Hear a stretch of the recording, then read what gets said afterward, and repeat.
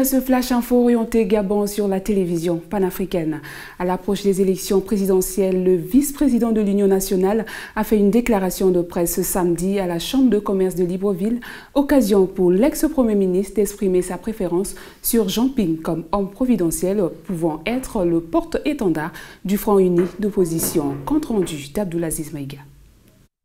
L'ancien Premier ministre gabonais Jean Gendong, par ailleurs actuel vice-président de l'Union nationale, principal parti de l'opposition, a devisé ce samedi à la Chambre de commerce de Libreville avec les médias en présence de quelques-uns de ses militants à la faveur d'une déclaration de presse. Après une minute de silence en la mémoire des membres de l'opposition décédés au nom de la démocratie, l'ancien Premier ministre a appelé les sympathisants du Front uni de l'opposition à une réelle prise de conscience face à la situation sociopolitique du pays qui, juge-t-il, est à la solde du régime en place.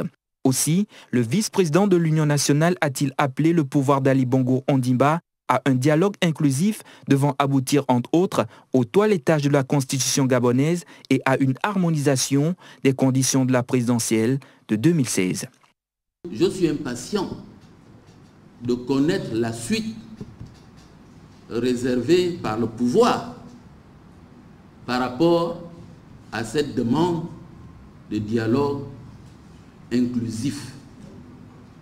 Jusqu'ici, pour moi,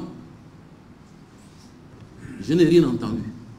Toutefois, à l'orée de l'échéance présidentielle, Jean Gendong estime que le Front uni de l'opposition devrait serrer ses rangs en présentant une candidature unique en vue d'assurer l'alternance politique dans le pays. Selon les termes de son fonctionnement, le Front uni s'achemine vers une élection primaire qui va définitivement désigner son candidat. Parmi les candidats à la candidature, Jean Ping, qui semble avoir les faveurs de l'ancien Premier ministre. En effet, Jean Gendong a exprimé sa préférence pour Jean Ping, comme lui, ancien baron du régime Omar Bongo, ancien président de la Commission de l'Union africaine, passé à l'opposition en 2014. Puisque je vous ai dit que je vais me jeter à l'eau, c'est tout simplement Ping.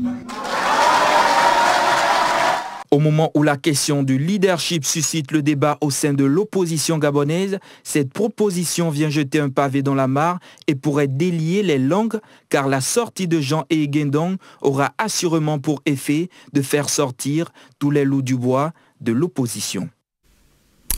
Le président gabonais et le roi du Maroc ont visité ce vendredi le site du futur centre de formation professionnelle dans les métiers du transport et de la logistique. Ali Bongo Ondimba et Mohamed VI ont lancé ensemble les travaux de construction de cet établissement, démontrant à nouveau leur volonté d'approfondir les relations entre les deux pays. Uriel Abaga. Dans le cadre de sa visite de travail entamée il y a une semaine au Gabon, Mohamed VI, le roi du Maroc, a procédé en compagnie d'Ali Bongo Ondimba, le chef de l'État gabonais, à la visite du site choisi pour abriter les locaux du centre de formation professionnelle dans les métiers du transport et de la logistique situé à Ngonje dans la commune d'Akanda. Une initiative de la Fondation Mohamed VI pour le développement durable dont la construction incombe à l'OFPPT, l'Office de la formation professionnelle et de la promotion du travail du royaume chérifien. La construction du centre de formation professionnelle, dont le budget global est de 3,4 milliards de francs CFA, s'inscrit dans le processus d'approfondissement des relations entre le Gabon et le Maroc. Les relations très étroites entre les deux pays et les relations fraternelles entre les deux chefs d'État. Et ça consolide les actions déjà entreprises auparavant. Bongo Ondimba et Mohamed VI ont profité de cette visite pour lancer les travaux qui débuteront en septembre prochain pour s'achever en octobre 2016. Le centre de formation professionnelle pourra accueillir 1000 apprenants par année qui auront le choix entre 13 filières, 8 dans le domaine du transport et 5 dans celui de la logistique. Les principaux objectifs de l'œuvre de la Fondation Mohamed VI pour le développement durable sont d'accompagner le développement socio-économique du Gabon et de renforcer l'employabilité des jeunes Gabonais. Le Royaume du Maroc s'y est déjà engagé.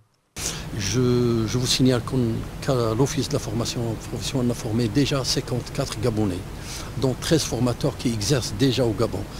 Le lancement des travaux de ce chantier de la commune d'Akanda a eu lieu après les passages du président gabonais et du souverain marocain plus tôt dans la journée au complexe métallurgique de Moanda dans la province du Haut-Ogooué au sud-est du pays et de l'école d'application du service de santé militaire dans la banlieue de Libreville.